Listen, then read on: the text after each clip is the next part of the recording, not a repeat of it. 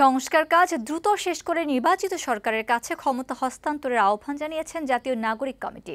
দুপুরে ঢাকা রিপোর্টার্স ইউনিটিতে সংবাদ সম্মেলনে সংগঠনের আহ্বায়ক নাসির উদ্দিন পাটোয়ারি বলেন, ৭২-এর সংবিধান গণমানুষের আকাঙ্ক্ষা পূরণ করতে পারেনি, তাই নতুন করে সংবিধান লিখতে হবে।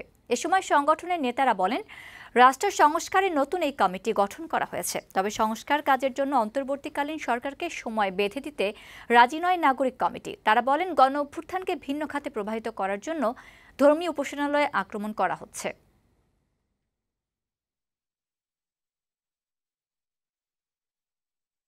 দ্রুততম সময়ের মধ্যে কার্য সমাধান হোক। আমাদের অনেক কাজ সামনে, দেশ পুনর্গঠন অবশ্যই এখন ইজি একটা বা সহজ একটা পরিস্থিতিতে নাই।